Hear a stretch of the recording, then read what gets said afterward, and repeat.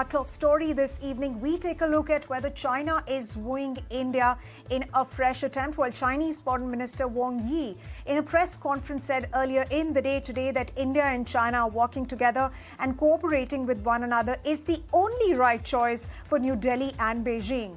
This even as China looks to improve ties with India amidst its ongoing trade war with the United States and, of course, the West. Mr. Yi added, and I quote, "China and India are each other's largest neighbors. China always believes that the two should be partners that contribute to each other's success." Ties between India and China have improved in recent months, remember, following the diplomatic chill that happened after Galwan clashes in the summer of 2020. So the big question we're asking on the show today, can China be trusted with the latest moves that it is making? And of course, we'll be discussing and deliberating more along those lines. And we have a very special guest who's joining us now, Vivek Mishra, the Deputy Director, Strategic Studies Program at ORF. Thank you very much, Mr. Mishra, for joining us. Thank you. Mr. Mishra, now, when China states that we should never allow bilateral relations to be defined by the boundary question or specific differences to affect the overall picture of our bilateral ties, what do you really sense? Why is China suddenly talking about respecting boundaries and its record has been rather poor when it comes to that? There is obviously a global context to what China is trying to do. Obviously, bilateral relationship has seen a thaw. In last October, India and China worked on some kind of an agreement where both sides pulled back. But I think this has to be put in the larger context when China trust. I think the larger question is that trust doesn't just come from one side. And China actually lost a generation of people in India in terms of whether they trust China or not. So that's the larger question. What China did across the border is another question. But in the years, we have reset relationship with China in many ways. And as India's economy grows, I think there's a realization within China that they should reset with India. And I think some of what we are seeing is a reflection of that. This is also in the global context of what is happening vis-a-vis the United States. The US has actually put 20% tariff on China across the board. And I think that some of those pressures are also starting to show as China will moderate its global behavior in many ways.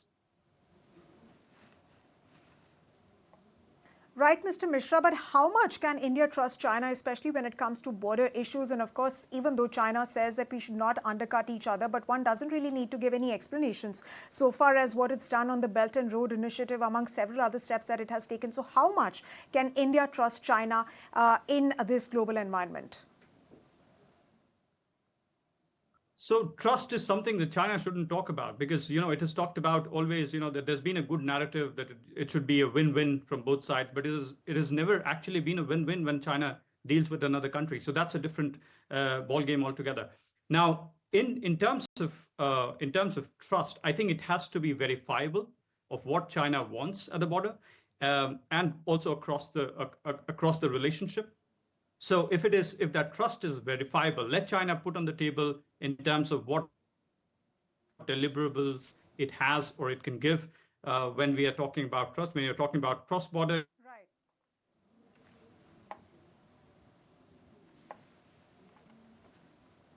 Right. Right, ladies and gentlemen, we seem to be having some issue with that line. That was, of course, Mr.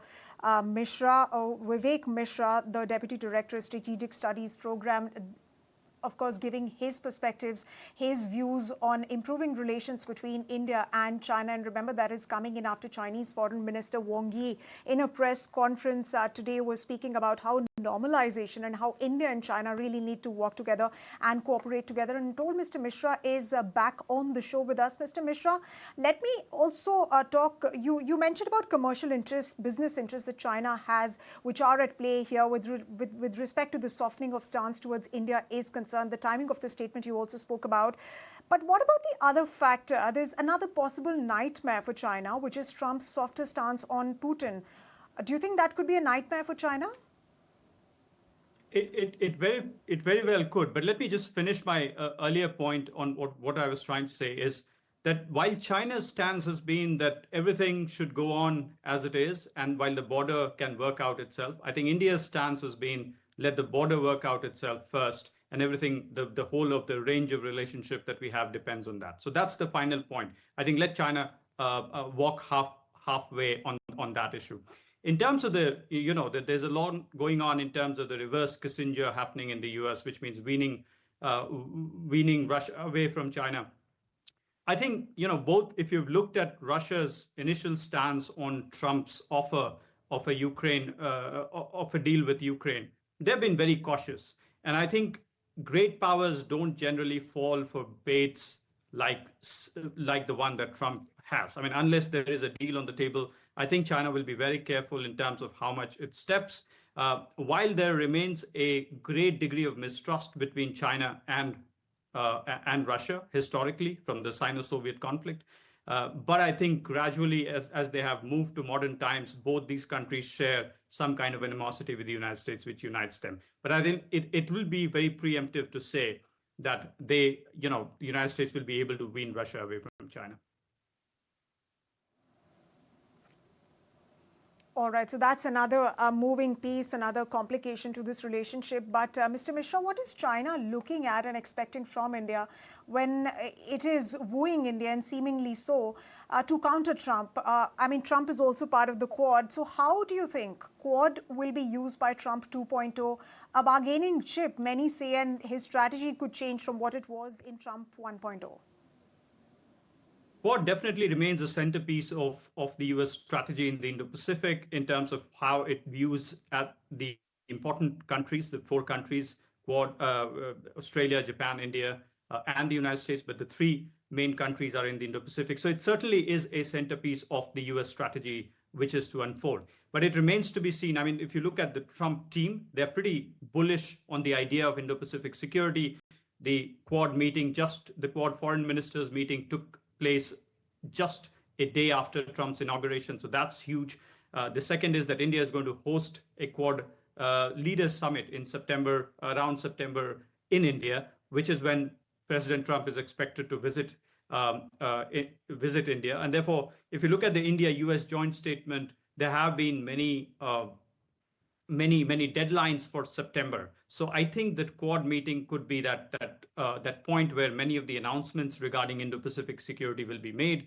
And until then, I think Trump administration is really focusing on domestic issues, as you have seen.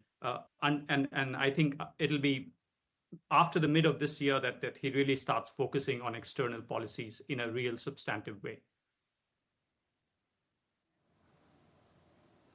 Absolutely, Mr. Mishra, and it remains to be seen whether China indeed walks the talk when it comes to normalizing relations between India and China as far as that is concerned. But definitely many moving pieces. But India in the current geopolitical context, it really needs to be cautious. It really needs to sort of exert caution and needs to be careful to ensure that it is not seen as a convenient pawn, whether by the United States or by China. On that note, thank you very much for joining us here on ET Now.